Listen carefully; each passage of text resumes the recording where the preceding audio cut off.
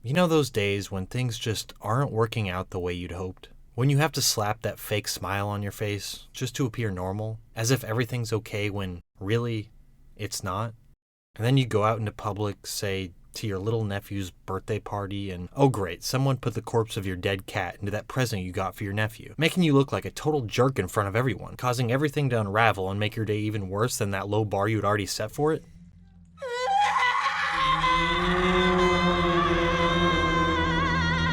Smile was one of the most successful horror movies of the year. And who would have thought? Smiling and staring at someone is creepy.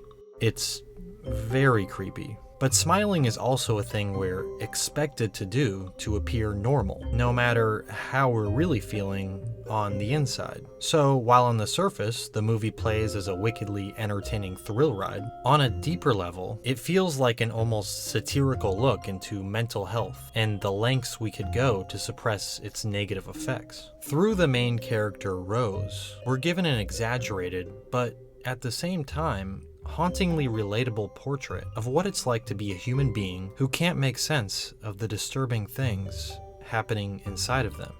Our initial introduction to Rose kinda says it all. She's tending to a patient who can't keep a lid on some pretty harsh facts of life. Everyone dies. Nobody matters. She doesn't matter. Everyone dies.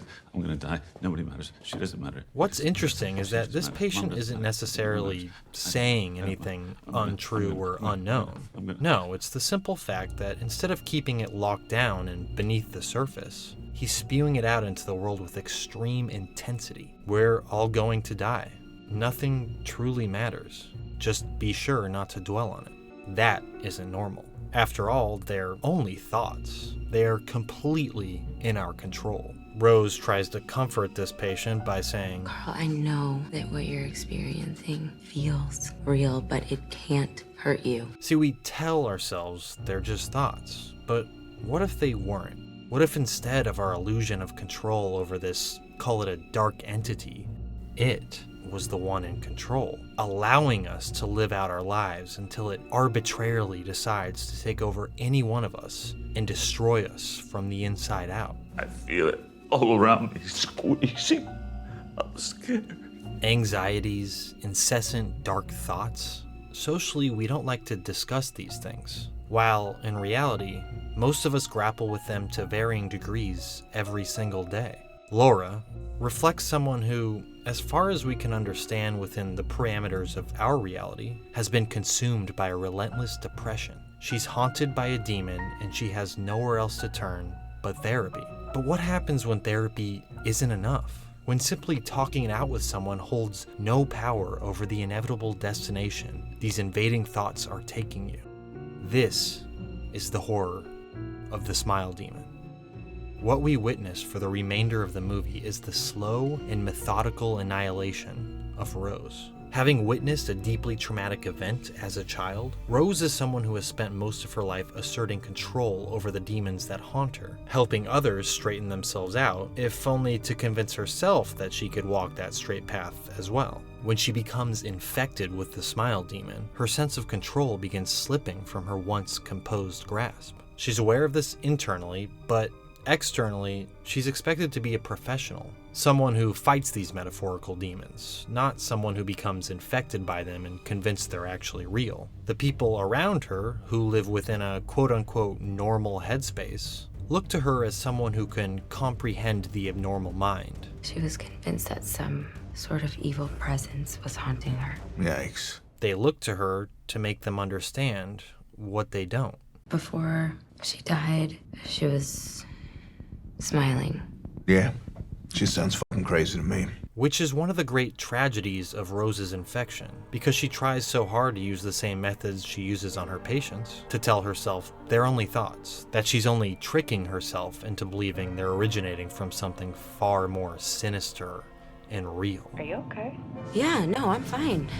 What makes this all so chilling is the thought that no matter how well put together we feel or convince ourselves we are, we're at all times on the very brink of losing control. of being blindsided by some invisible trigger that shakes up the madness deep inside until it bursts from the seams of our delicate facade. That's what the smile demon thrives on. It chips away at that all-comforting thought that something greater than us is keeping us on a stable track, making sure everything will be okay, and exposes it as nothing more than a hollow delusion.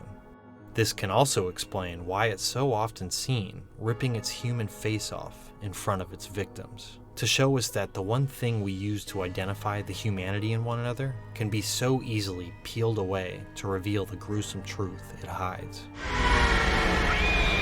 While it may be a fundamental aspect of our nature to feel control over the reality we inhabit, it's also embedded culturally. The American dream, the happiness it's meant to provide. The smile demon's signature move to smile, acts as the highest form of mockery to the victims it terrorizes. It doesn't say much throughout the runtime of the movie, but it speaks volumes with that unflinching grin.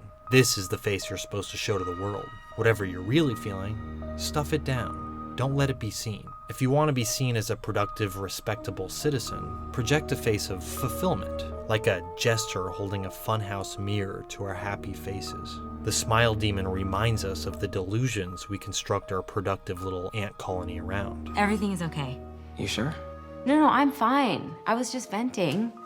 It prospers within a society that gets by on a front. We're all competing in a sense to appear the most normal and at peace within our little tribes. Talk about hardships, but only the trivial kind. The kind that allude to too much of a good thing. A wealth of first world problems. And then I have to take him to either soccer practice, swim lessons, karate. I mean, my weekdays are literally impossible.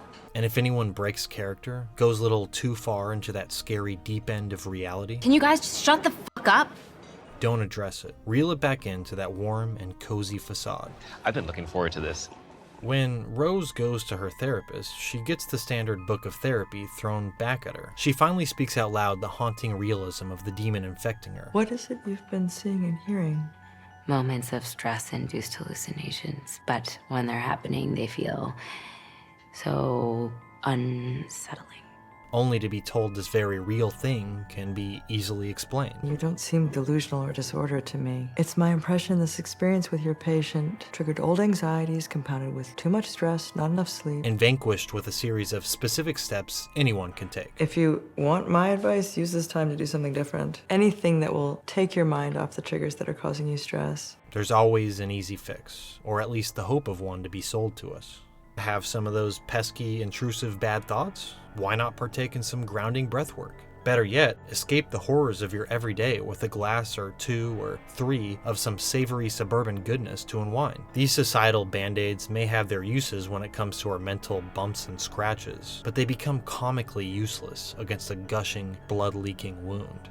And then come the contrived condolences. The hope you feel better text that may as well read, I don't know what to say because this shit isn't normal. The more you try to explain your unbelievable situation, Something is threatening me. Some kind of evil spirit or energy. the more unhinged you appear as you touch upon the maddening reality nobody wants to acknowledge. Do you hear yourself? I mean, Jesus Christ, you sound crazy. I am not crazy! Sorry. Humans have a need for control, and there's a horror in seeing a loved one losing their grip. An animal instinct to retreat from the infected within the tribe can oftentimes, tragically, be the result. All I'm trying to do here is help you. No, all you're trying to do is make it so you don't have to deal with it. Seeing someone else unravel sparks the fear that those dark thoughts, running like a river adjacent to our good thoughts, could overflow and wipe out everything good within us as well, until we can't even remember what it was like to possess those good thoughts in the first place, until all we are is alone with the dark. I can't have you around when you're like this.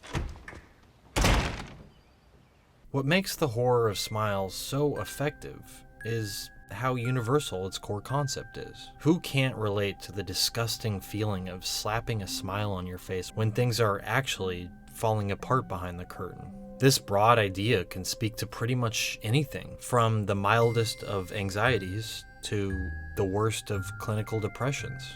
So much of life is about putting on a mask to make yourself and everyone around you feel at ease and in control. But when you think about it, it's kind of weird. You can be experiencing utter chaos, the deepest anger or the mildest annoyance, Yet hiding those truths behind a nice little courteous smile is second nature to us all. And that's not to say this is an inherently bad thing, or that we should strive for a society where people smile us or something ridiculous like that, but simply that it's just nice to watch a horror movie that acts as a cathartic outlet for these utterly human peculiarities. You can watch Smile with other people, and as you all laugh and gasp and cheer your way through the experience, you can also look at this thing, this extremely weird looking thing, Jesus, he's creepy, and feel a little less alone knowing that this giant man spider demon dude thing is a metaphorical representation of a darkness we all have to deal with on some level or another. And that's pretty cool. So sure, maybe you haven't found yourself in a situation exactly like Rose's, but on some level, if you search deep within yourself, you know that damn cat had it coming.